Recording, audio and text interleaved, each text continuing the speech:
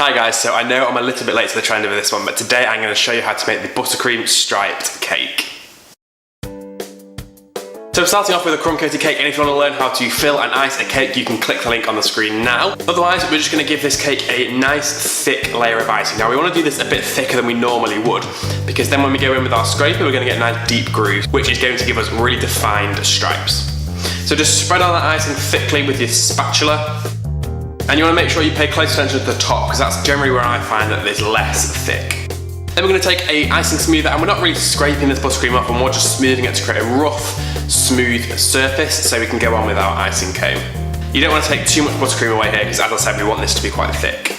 If you've got any patches that need like re-icing, just go over them with your spatula again and smooth it off one more time. Then we are using the icing comb with the sort of square, it looks a bit like a castle, I would say, like turrets of a castle.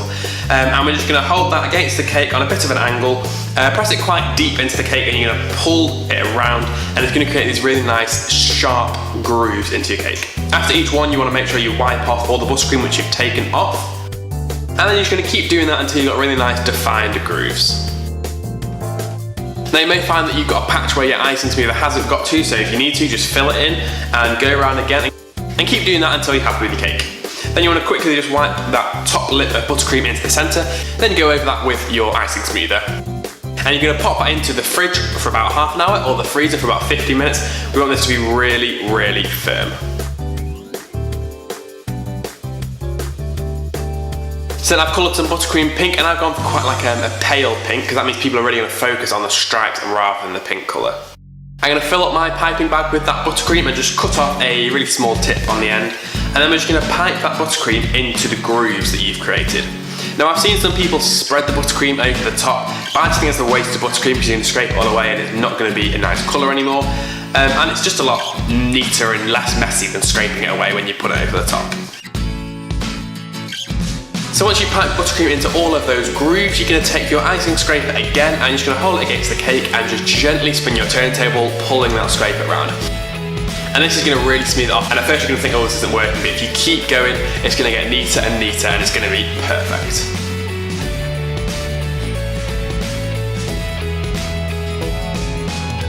And then we're going to smooth that lip of frosting just onto the first centimetre of the cake. And then I'm going to create some two-tone frosting for the top of my cake. So I've just got some cling film and just spatula-ing on the rest of that white buttercream. And then I've got a larger tip on my piping bag. I'm just piping that pink buttercream. And then I'm going to fold that cling film over and wrap it up into sort of a sausage. I'm going to twist the ends of the pipe and give it a little swizzle. And then I'm going to cut off one end, and I'm going to drop that end into my piping bag, which I've got fitted with a star tip. And I'm just going to pipe some rosettes going all the way around the top edge of my cake. Now you can decorate the cake however you like. You can put ganache strips on it if you want, but I think you've gone so much effort to create these wonderful stripes. It just seems a shame to ruin it by putting ganache over the top. I'm going to finish it off with a few sprinkles around the rosettes and a big pile of sprinkles in the middle. I'm also going to chuck some sprinkles around the bottom edge of the cake just to tie the whole thing together.